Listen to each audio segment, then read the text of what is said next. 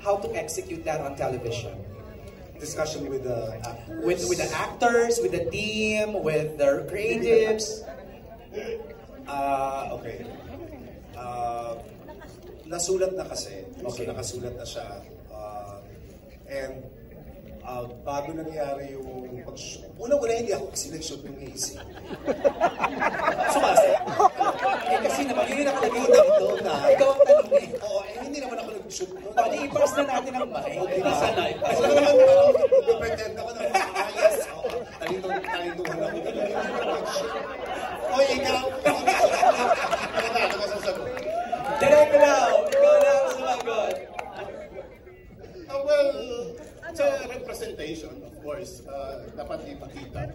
Siyempre, yung dinidiscuss ng show na to ay tungkol sa violence involving sa hazing. So, of course, dapat experience, makita, at siyempre maintindihan kung ano yung core feelings ng isang neophyte.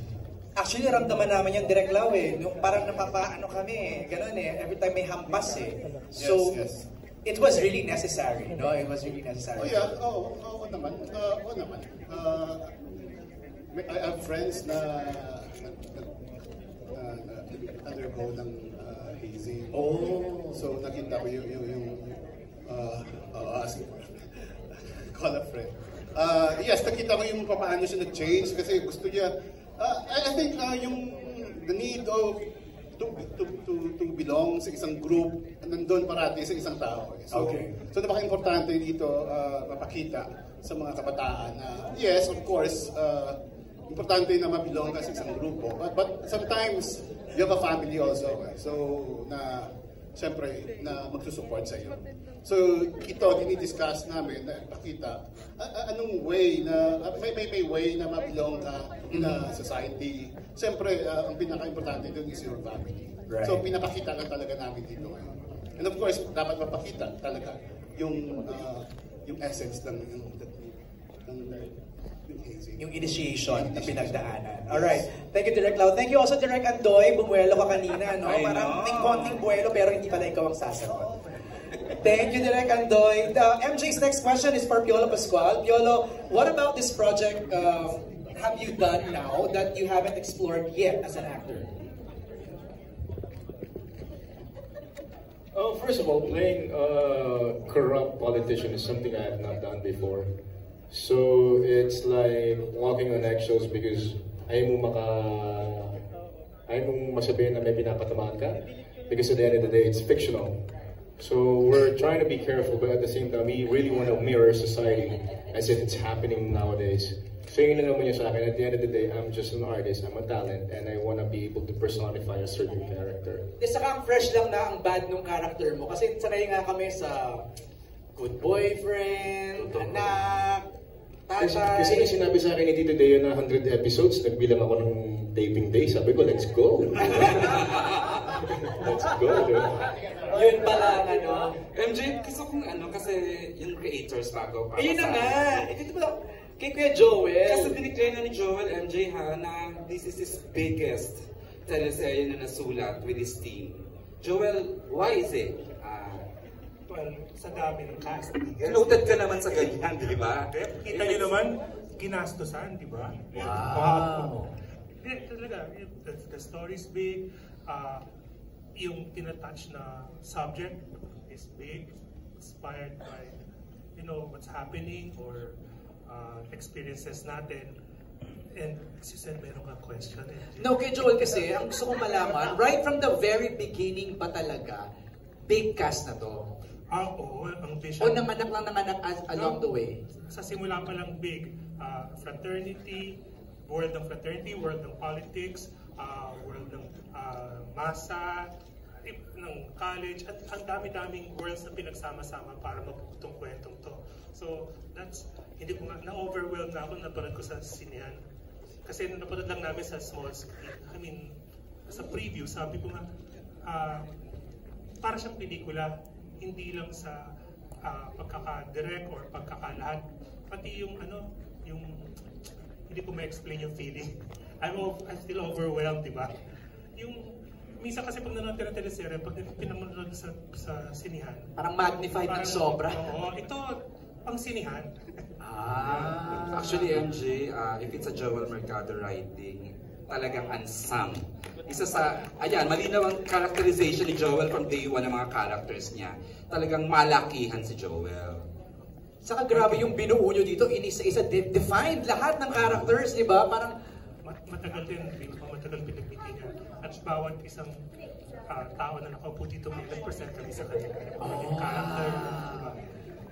wow, interesting. Thank you, Joel. Maraming salamat. Next na magtatanong is Alan Sancon, who's here. Alan. Okay, Alan, and helping me here sa floor, I see Aaron ng Corpcom. Ayan. Iwasan natin yung lahat questions for everyone, Alan. Thank you. First, before my question, I would like to congratulate yung Dreamscape kasi doing yung ganitong great mga story like yung mga commentary, mga social commentary, na kailangan ng mga taong maging aware sila. So congratulations. Yung first question ko for Kyle. Tanong ko lang, Kyle, kumbaga, nakilala ka, sabi mo 12 years old, parang nasa Dreamscape ka na. And parang you are paired with the love team before. This time, this is your solo. Almost solo na ikaw yung talagang magtatayo ng isang teleserye. Gusto mo bang parang gano'n na mas makilala ka bilang solo artist na flexible that you can pair with anyone kesa sa love team na doon ka nagsimula? Thank you po sa tanong. Siguro po kasi hindi ko masabi na talagang ayoko ng love team, ayoko yung career path mapupunta po doon. Yun yung naging kasanayan ko naman po nung bata ako ever since I started. Pero para mabigay po sa akin ng Dreamscape yung ganito pong tiwala, talagang aangkinin ko po talaga. I'll do my best. I want to make sure na hindi sila nagkamali ng piliin po ako para dito sa show na to.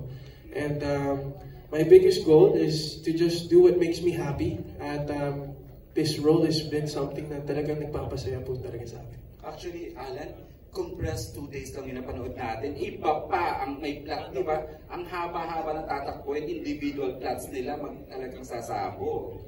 So, inopen lang talaga ng plot ni Kyle, and then sunod-sunod na yan na may Piolo sa gitna. Alright, so congratulations, Kyle. Yung second question ko for Piolo. Piolo, parang matagal-tagal ding hindi ka nakagawa ng teleserye, di ba? What made you decide to accept the role of being a politician here? Parang hindi ka ba nagdalang isip na baka mag-nega yung dating sa'yo ng mga fans because parang you portrayed na parang different character naman compared dun sa napapanood nila before sa'yo? Siguro, Alan, if I turned it down, it'd be my biggest regret in my life, after what happened to Titeo.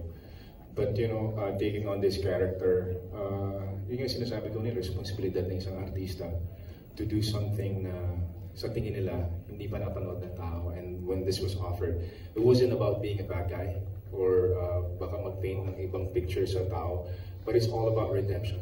It's not all bad naman throughout. So, overarching yung journey na nagsimula siya dito, but of course, through the course of time, makikita mo yung pagbabago niya bilang tao, not just being a politician or a father.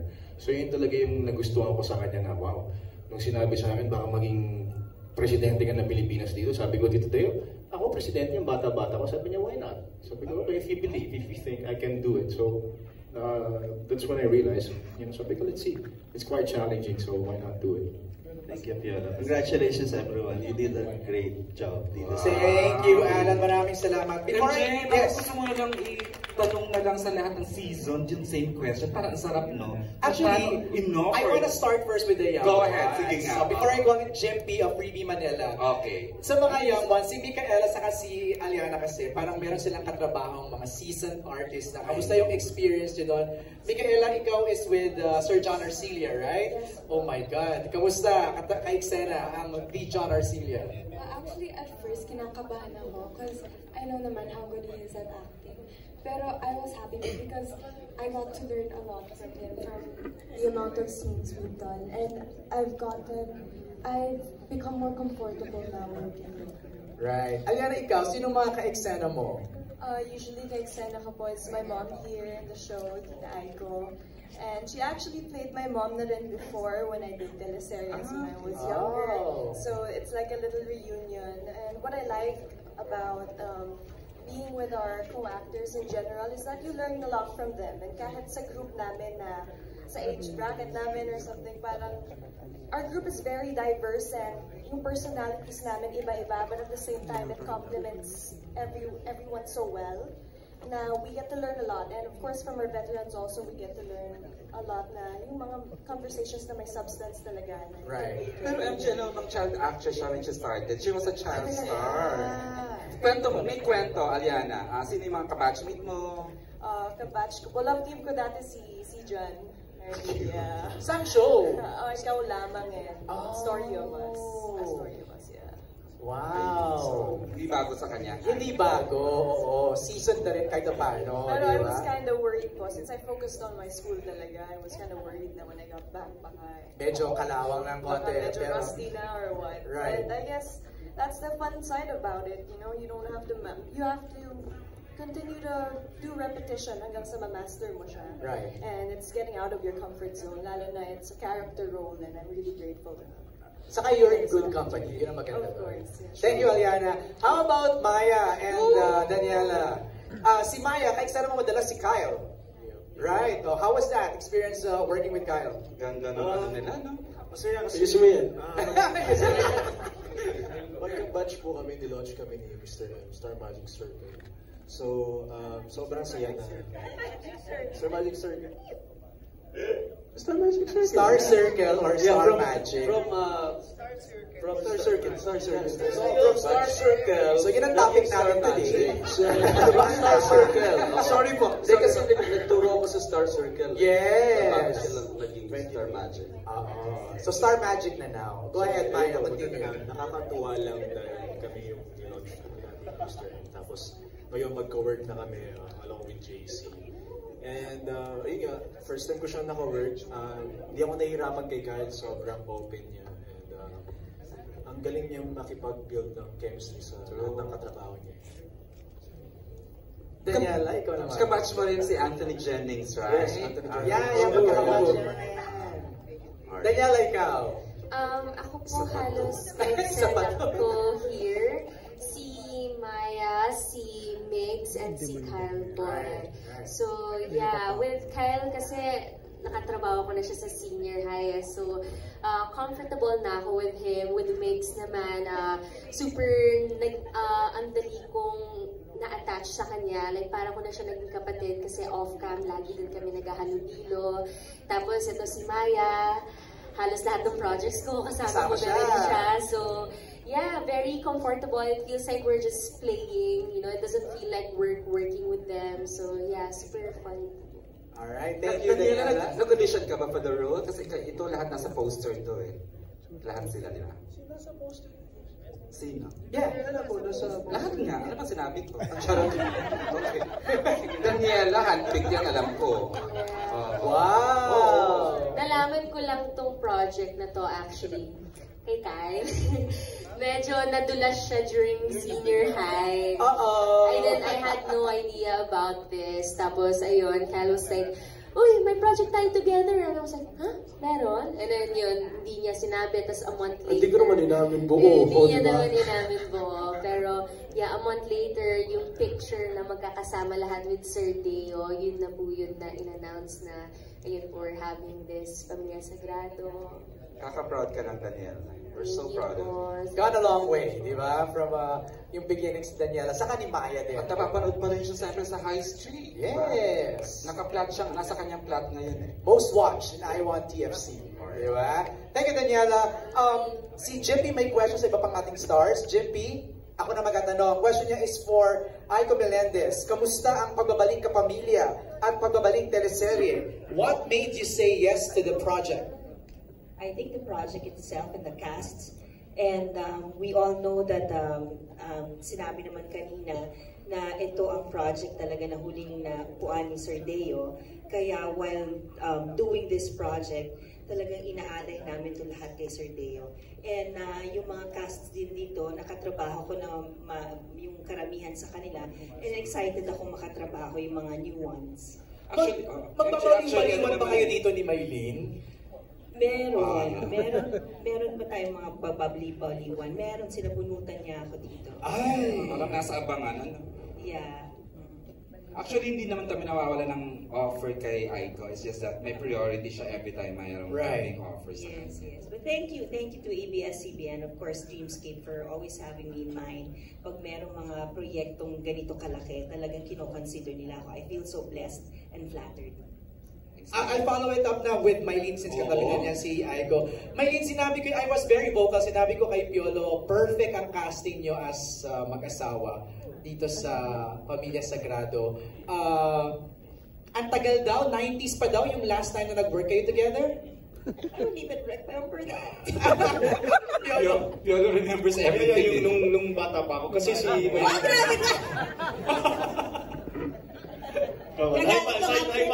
Ipads ka muna.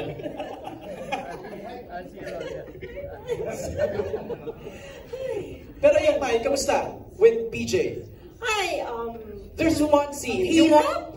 May one scene kayo doon, yung parang sumunod lang yung cameras, parang nag-uusap lang kayo sa camera. Grabe yun, yung eksena nyo doon.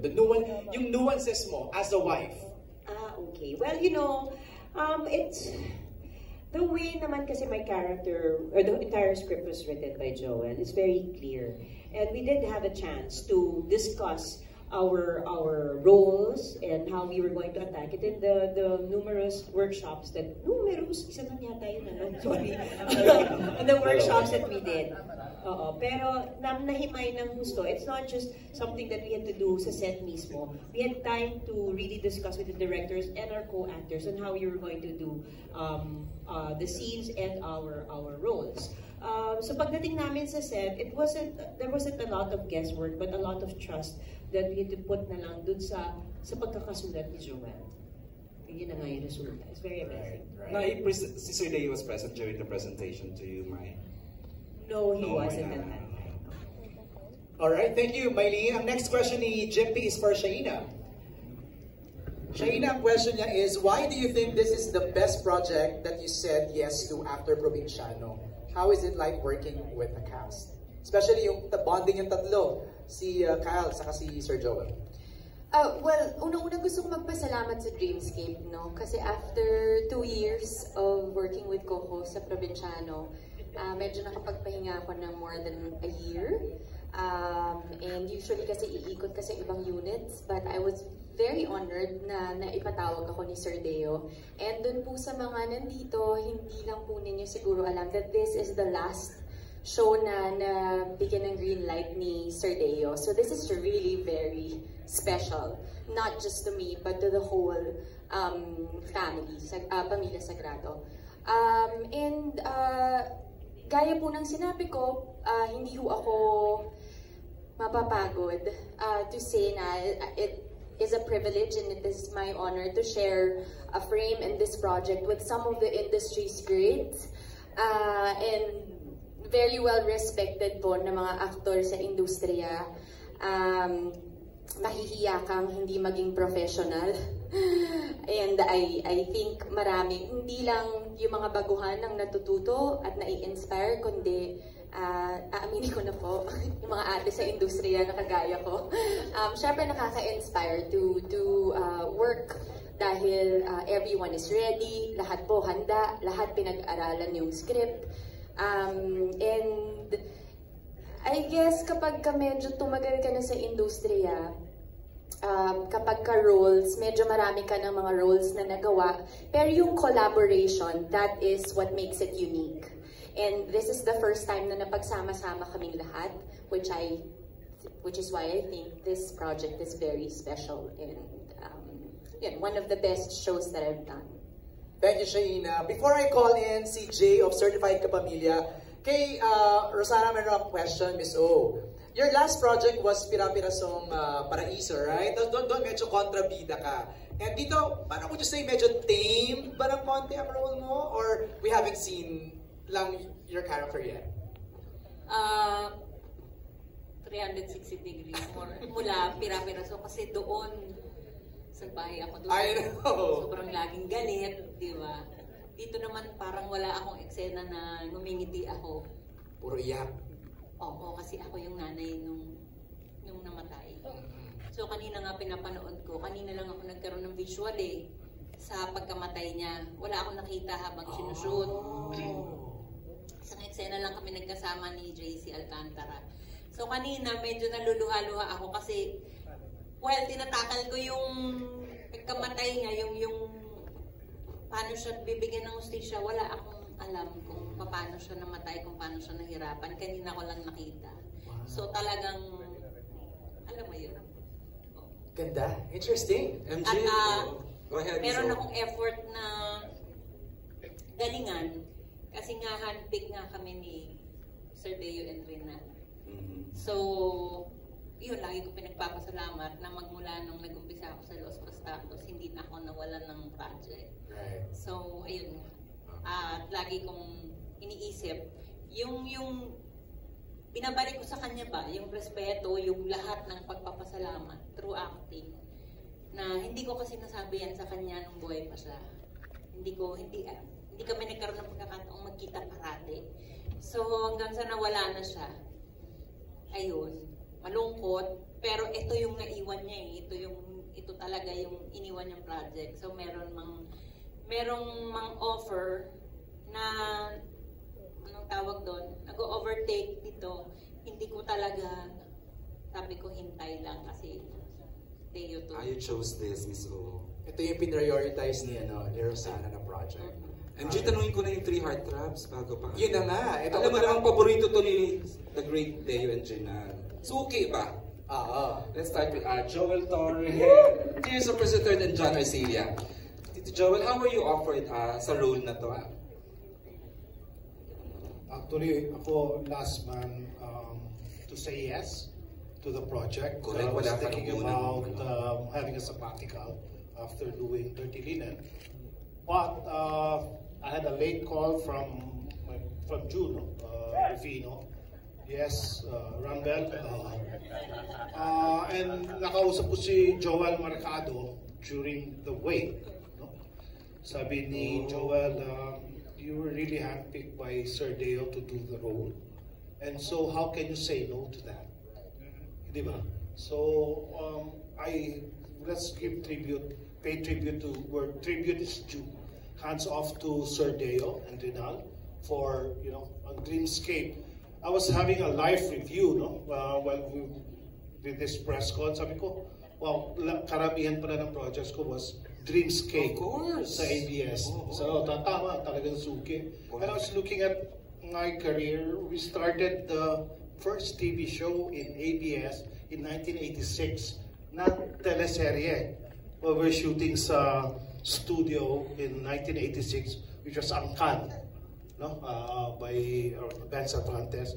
It's been 38 years already, and I'm still here. And I think I give it to Deo for coming up with a project like this. And like I said, how can you say no to Sir Deo?